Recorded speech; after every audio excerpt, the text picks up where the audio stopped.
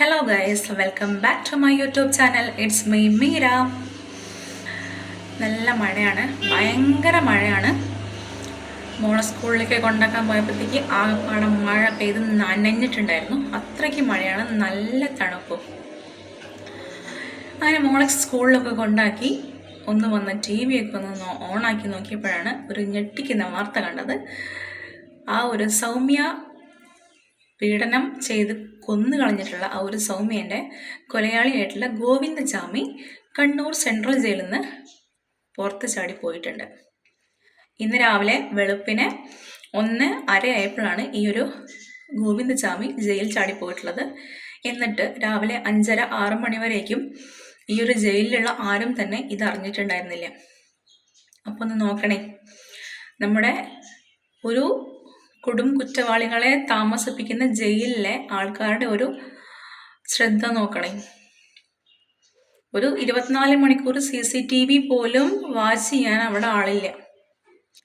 ഇപ്പം ചാടി പോയി കഴിഞ്ഞപ്പോൾ അവർ പറയുന്നത് സംസ്ഥാനം മൊത്തം ജാഗ്രത വേണം.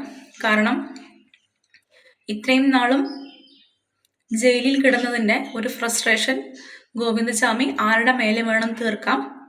അതായത് ആണെന്നോ പെണ്ണെന്നോ ഭേദമില്ലാതെ ആരുടെ മേലെ വേണമെങ്കിലും ഇയാളുടെ ഒരു ഫ്രസ്ട്രേഷൻ തീർക്കാൻ പറ്റും.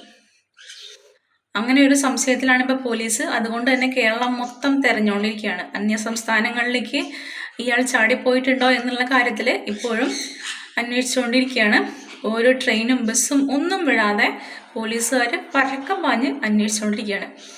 പക്ഷെ ഇത്ര അന്വേഷിച്ചാലും അയാൾക്കറിയാമല്ലോ, ഇത്രയും നാൾ ജയിലിൽ കിടന്ന അയാൾക്കറിഞ്ഞൂടെ ഞാൻ ഇത്ര ദൂരം ഓടേണ്ടി വരുന്നുള്ളത്.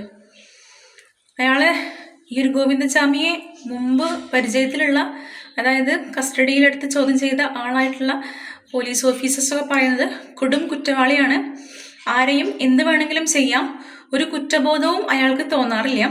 ഈ ഒരു സൗമ്യയെ തന്നെ പീഡിപ്പിച്ച് കൊന്നു കഴിഞ്ഞ് ഈ ഒരു ക്വസ്റ്റ്യൻ ചോദിക്കലിന് പോലും അയാൾക്കൊരു കൂസലും ഉണ്ടായിരുന്നില്ല.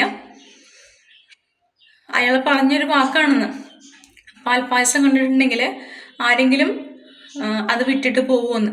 അതായത് ട്രെയിനിൽ നിന്നും വലിച്ചിട്ട സൗമ്യയുടെ ദേഹത്ത് മൊത്തം ചോര ഒഴുകി അങ്ങനെ കിടക്കുമ്പോഴും അയാൾക്ക് ആ ഒരു ശരീരത്തോട് തോന്നിയത് കാമവെറി മാത്രമാണ്. ഒരു മനസ്സലിവ് പോലും ഇല്ലാത്ത ഈ ഒരു മനുഷ്യൻ ആരെ വേണമെങ്കിലും എന്ത് വേണമെങ്കിലും ചെയ്യാം.